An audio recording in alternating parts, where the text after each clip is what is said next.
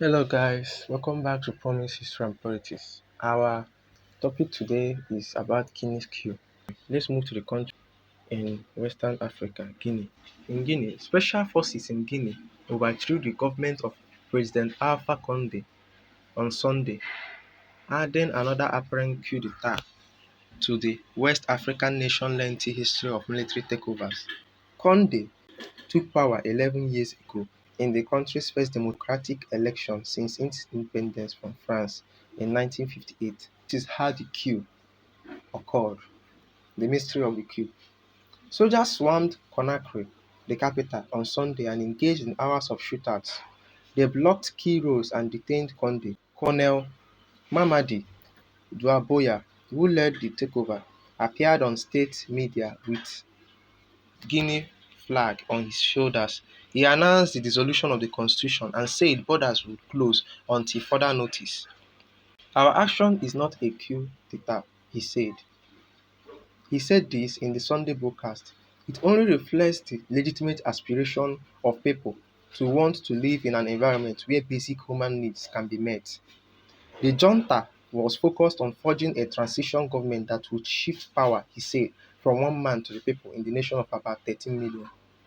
Doumbouya laid out a list of grievances against Condé government, including the trampling of citizens' rights, the disrespect for democratic principles, the outrageous politicization of public administration, financial mismanagement, poverty, and endemic corruption. A new constitution, he said, would be written under the aegis of his new force, the National Committee for Rally and Development, or CNRD for its French acronym. The French word for rally can also mean gathering and reconciliation, but it is unclear yet which particular definition the junta is embracing. The death toll from the shootouts remains unclear, though local media have reported several casualties on both sides of the power struggle. Now let's look into who Mamady Doumbouya is from the onset of things. Doumbouya is the head of Guinea's Special Forces.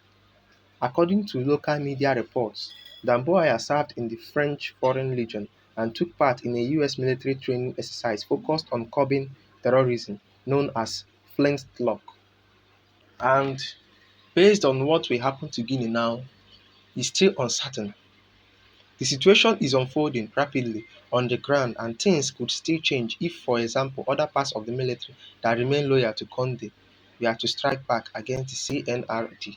On Monday, the military leaders who have declared themselves in charge of Guinea ordered local officials to attend a meeting that day in Conakry or face consequences.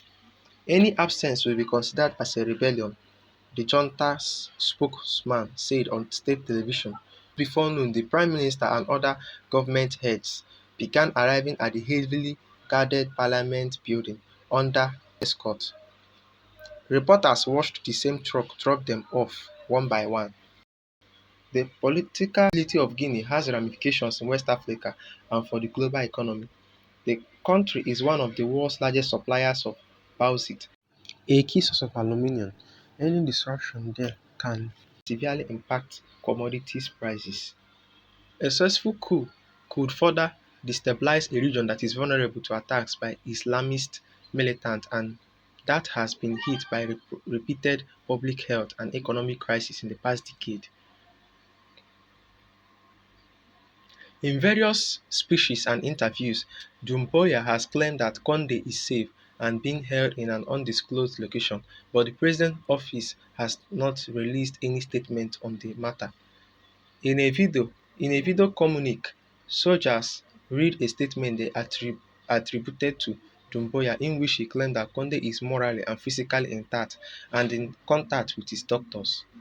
Conde rose to power in 2010. He pledged to break a decades-long streak of authoritarian rule and harness Ghana's natural wealth for ordinary people.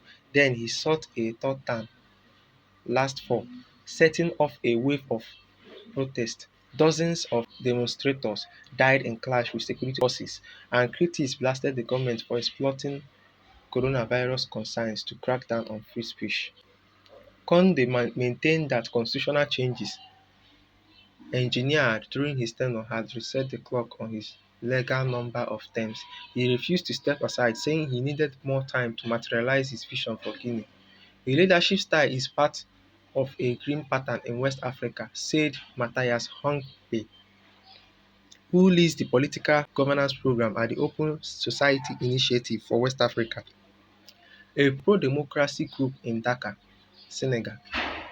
The Ivory Coast president made a similar argument when he sought a controversial third term last year, within weeks of Condé's re-election.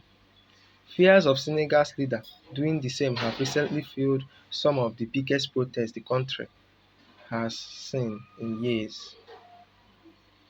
Our leaders are frustrating everyone with this, Hanbe said, and that is why people see military intervention as part of the solution. That is why people are dancing in the streets in Guinea. How have other countries reacted? In Conakry, glee seemed to overshadow criticism. Videos showed people cheering from their balconies. Bravo! A civil society group organized a rally to celebrate what it called release of political prisoners. However, Guinea's neighbors and foreign powers with economic and political interests in the region issued statements condemning the apparent coup and calling for Condé's release.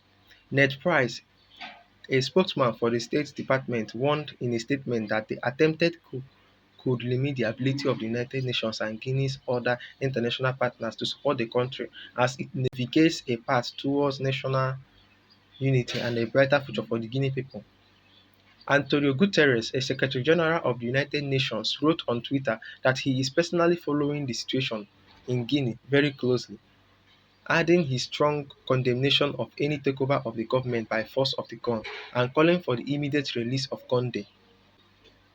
Leaders of the African Union urged the body's Crisis Committee, the Council for Peace and Security, to meet urgently to examine the new situation in Guinea and to take appropriate measures given the circumstances. The French Foreign Minister called for a return to constitutional order and Condé's release. France also updated its travel advice for Guinea, cautioning its citizens in the country to shelter in peace and to exercise the utmost vigilance. The European Union's chief diplomat, Josep Borrell, tweeted a similar statement that condemned the attempted coup, called for Condé's release, and asked that the junta act with respect for the rule of law, interest in peace, and the well-being of the Guinea population.